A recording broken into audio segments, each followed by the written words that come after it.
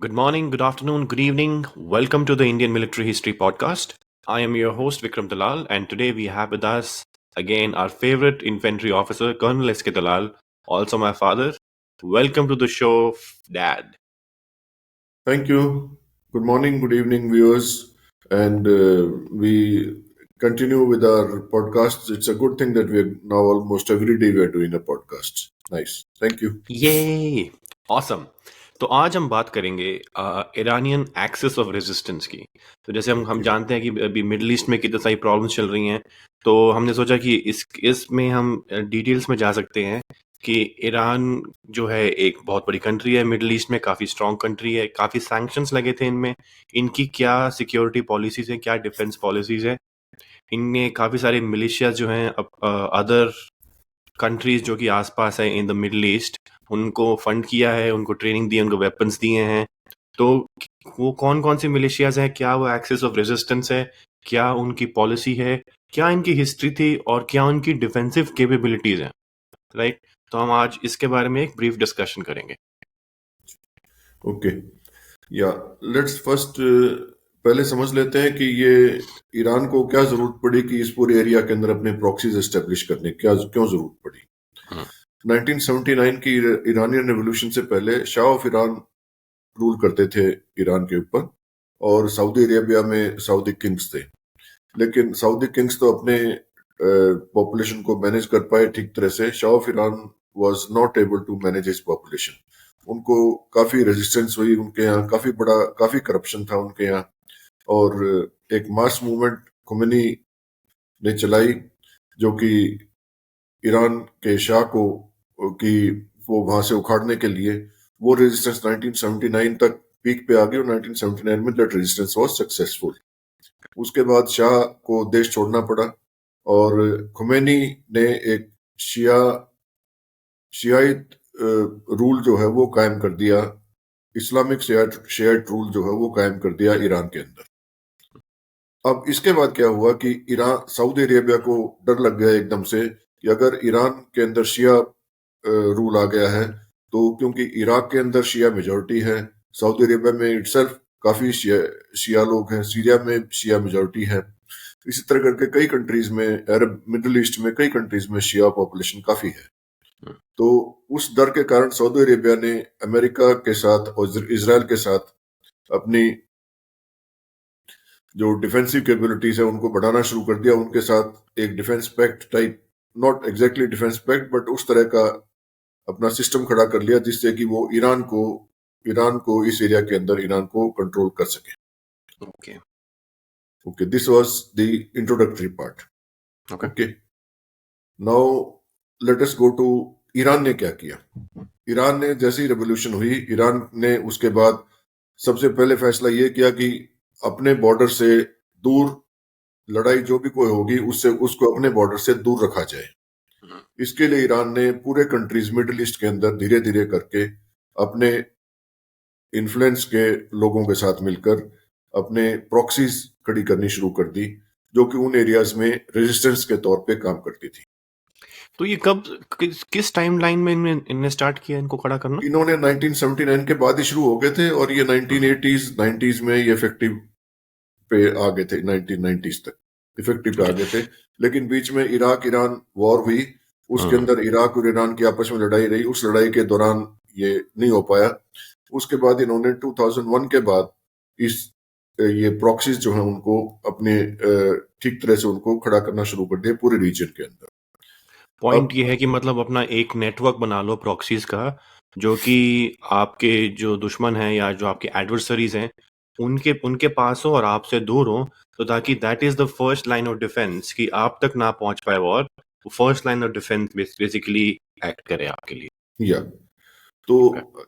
अब क्या है कि एक ये डाइकोटमी है सिस्टम की, अमेरिकन सिस्टम की, कि एक सोशलिस्ट रजीम था इराक में सद्दाम हुसैन का, जो हम्म, कि एक जो कि ईरान के इन्फ्लुएंस को रोके हुए था। इसी तरह सीरिया में भी एक सोशलिस्ट रजीम था, दोनों को, और लीबिया में भी सोशलिस्ट रजीम था, जो कि कंट्रीज उनके अच्छे कर रहे थे। उनके कंट्रीज की पॉपुलेशन की डेवलपमेंट इंडेक्सेस काफी अच्छे थे बाकी कंट्रीज से, और वो काफी स्टेट्स स्टेबल थे उन सोशलिस्ट रेजिम्स के नीचे, लेकिन इन तीनों रेजिम्स को अमेरिका ने एक तरह से डिस्ट्रॉय कर दिया। इराक के अंदर तो वो घुसी गए, लीबिया के अंदर गद्दाफी को उन्होंने एक तरह से उखाड़ फेंका, और सीरिया के अंदर, नॉर्थ सीरिया के अंदर कुर्द्स के साथ मिलकर उन्होंने अपने वहां पे अड्डे एस्टेब्लिश कर लिए अमेरिका ने। इसके कारण क्या हुआ कि ईरान को, एक तो क्योंकि इराक के अंदर शिया पॉपुलेशन मेजॉरिटी है, तो ईरान को फुट होल्ड मिल गया इराक के अंदर इस कार्रवाई के बाद। उससे पहले इराक के अंदर ईरान का कोई फुट होल्ड नहीं था, क्योंकि वो सद्दाम हुसैन ईरान को दूर रखे हुए था। इवन ईरान इराक वॉर के अंदर भी सद्दाम हुसैन ने ईरान को ज्यादा कुछ जीतने नहीं दिया, मौका नहीं दिया ज्यादा कुछ हासिल करने का। लेकिन उसके बाद अब जैसे ही इराक में अमेरिकन फोर्सेस आ गई, सऊदी अरेबिया में अमेरिकन फोर्सेस हैं, यूएई, ओमान वगैरह में भी अमेरिकन फोर्सेस बेसिस हैं, कतार में भी अमेरिकन बेस है। मैं अपना स्क्रीन दिखाता हूँ। मैं अपना स्क्रीन दिखाता हूँ। हाँ, ओके।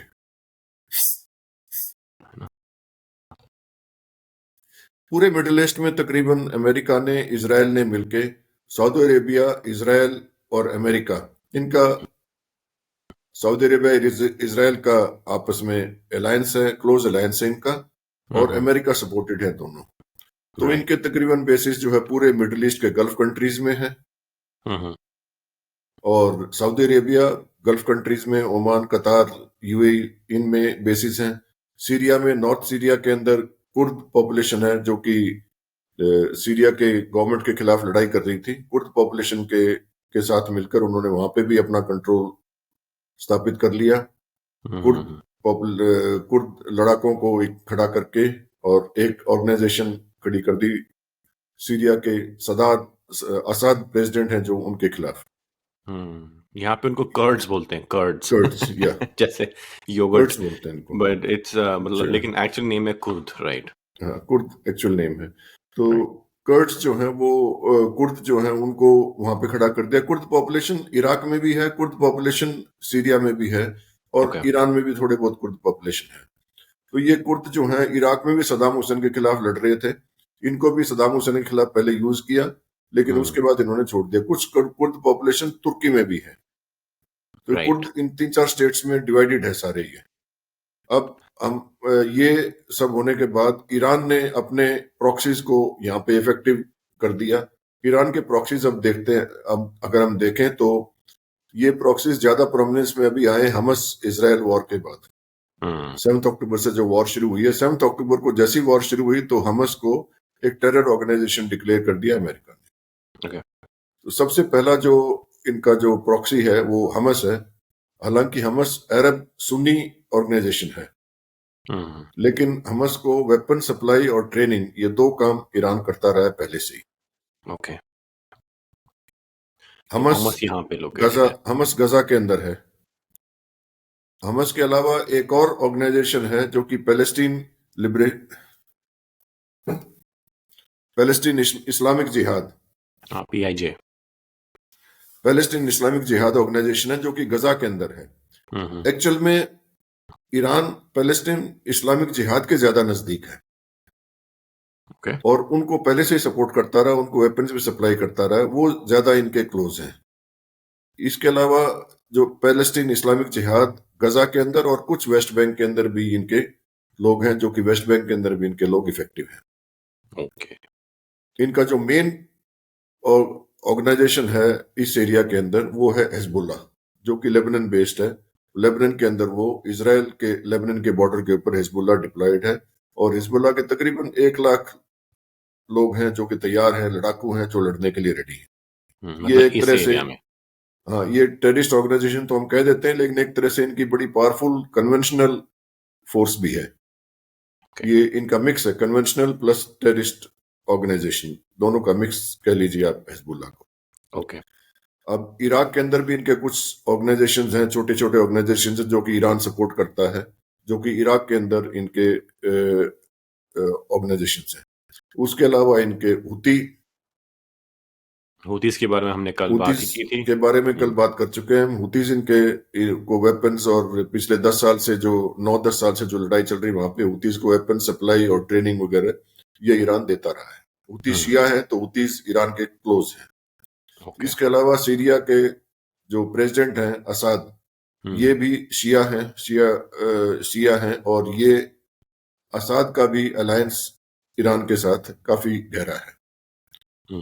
सीरिया के असाद और ईरान का के ताल्लुकात अपने तरफ से रशिया के साथ भी बड़े अच्छे हैं। तो इनके लिंक्स रशिया के साथ भी हैं, चाइना के साथ भी ईरान ने काफी अपनी रिलेशंस को कल्टीवेट किया, और चाइना के साथ भी रिलेशंस ईरान ने काफी गहरे बना लिए हैं पिछले कुछ सालों। ये ईरान ने इसको ईरान बोलता है एक्सिस ऑफ रेजिस्टेंस इन सबको। ये तो अगर हम इनको समराइज करें तो बेसिकली यहाँ पे इजराइल के अंदर तो इनकी जो मेन एडवर्सरीज हैं जिनको आप बोल सकें वो है इजराइल और सऊदी अरेबिया, जी, राइट। और आप यूएई को भी आप गिन लो उसमें अगर गिनना है तो, लेकिन मेन जो एडवर्सरीज हैं सऊदी अरेबिया, इजराइल। अब इजराइल को काउंटर करने के लिए इनके पास यहाँ पे पैलेस्टाइन इस्लामिक जिहाद PIJ यहाँ पे वेस्ट बैंक में है और गाजा स्ट्रिप में है।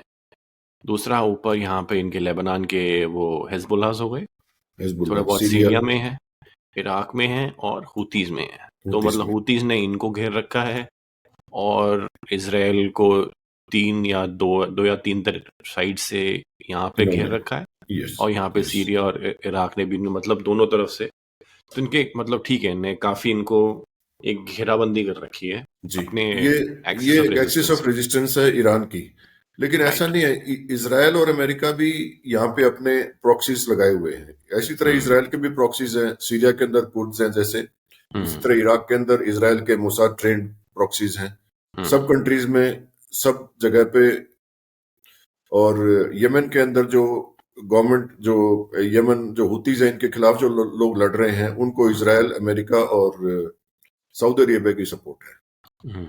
अब अगर इनके ऑपोजिशन देखी जाए, इनको मेन थ्रेट, मेन जो कंपटीशन है यहाँ पर, राइवलरी है, that is between Israel and Iran. Saudi Arabia की कोई खास दमखम वाली बात नहीं है सऊदी अरेबिया में, वो मतलब उतना लड़ाई नहीं कर पाएंगे ईरान के साथ, उनको पता है, इसलिए वो अलायंस करते किए हुए हैं इजराइल और अमेरिका के साथ।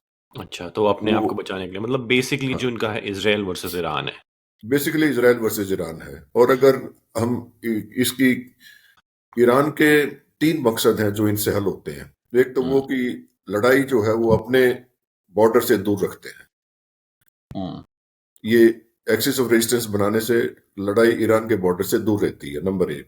नंबर 2 इनका ये है कि इस पूरे रीजन में, मिडिल ईस्ट में, वो वेपन्स एंड इक्विपमेंट की सप्लाई उनकी सब कंट्रीज में चलती रहती है। और तीसरा ये है कि उनका अपना इन्फ्लुएंस इस एरिया में कायम रहता है। ये 3 मेन एरियाज हैं जिसके जो की अचीवमेंट जो कर रहे हैं इसके एक्सिस ऑफ रेजिस्टेंस के कारण ईरान। अब अगर हम जी सॉरी नहीं, बस मेरा इसमें फॉलोअप सवाल ये था कि ठीक है, ये दो इनकी प्रॉक्सीज आपने नेम हो गई।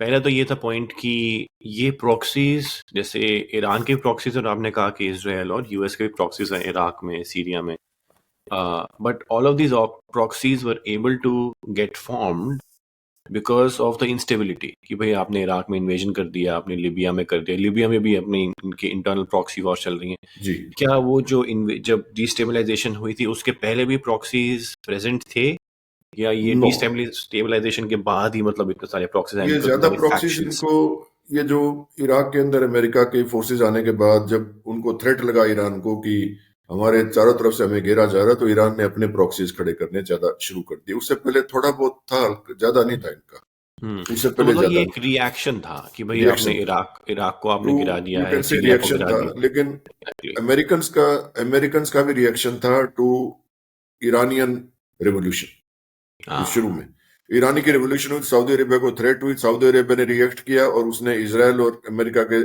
इजराइल के साथ मिलके अमेरिका की सपोर्ट किया, तो उसने यहाँ पे इस एरिया के अंदर अपना कंट्रोल बढ़ाना शुरू कर दिया।